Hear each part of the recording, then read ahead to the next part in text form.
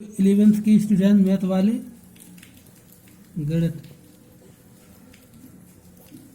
कक्षा 11 की स्टूडेंट, हमने बताया था उपसमुच्चय पिछले वीडियो में। इसमें समझिए उचित उपसमुच्चय। उचित उपसमुच्चय क्या कहलाता है? प्रॉपर सबसेट, यानी कि प्रॉपर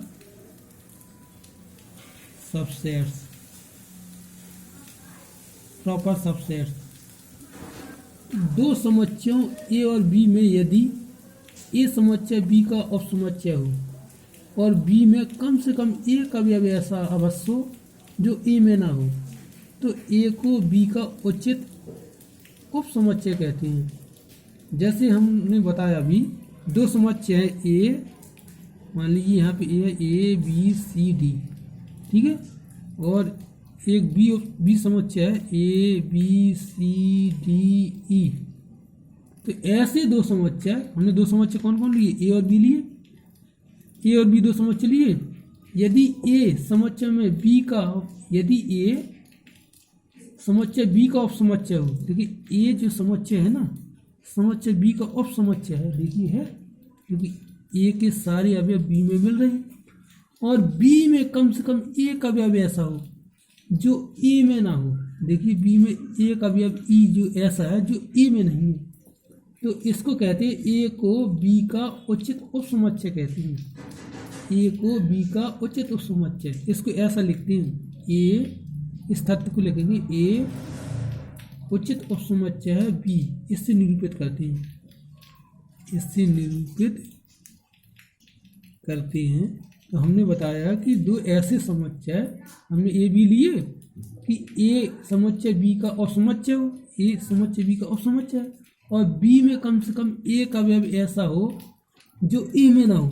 ई ऐसा अवयव है जो ए में नहीं है, जबकि ए के सारे अवयव बी में है, तो इसको कहेंगे ए को बी का उचित उपसमुच्चय, यानी कि प्रॉपर सबसेट।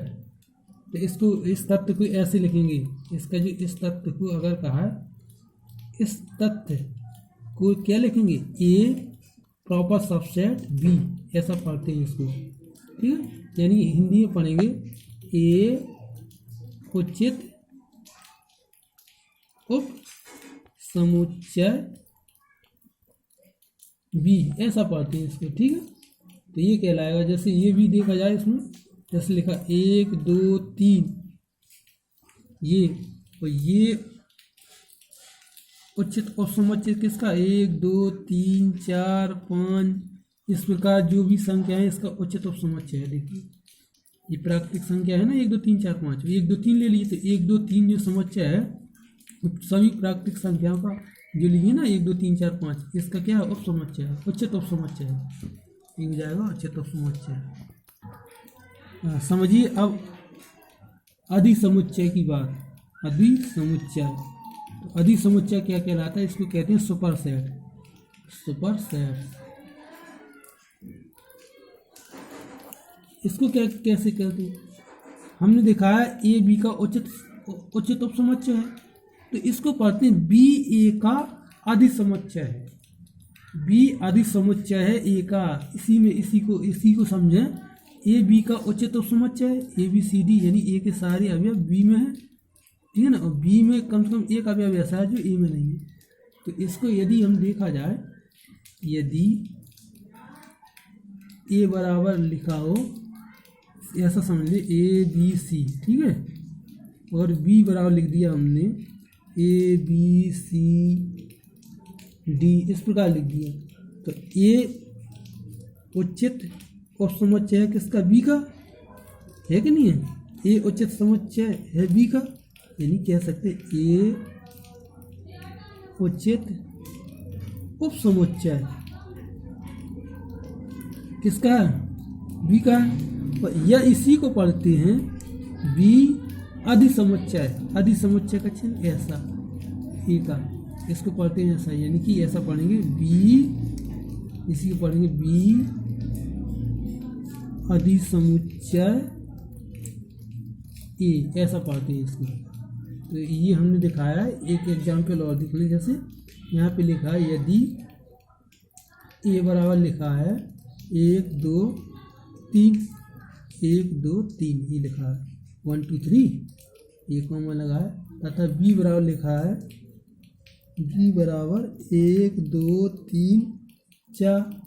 तो यहाँ पे जो है b अधिसमुच्चय है a का, क्योंकि b में 4 एक ऐसा अवयव है जो a में नहीं है ना, ये कहलाएगा अधिसमुच्चय।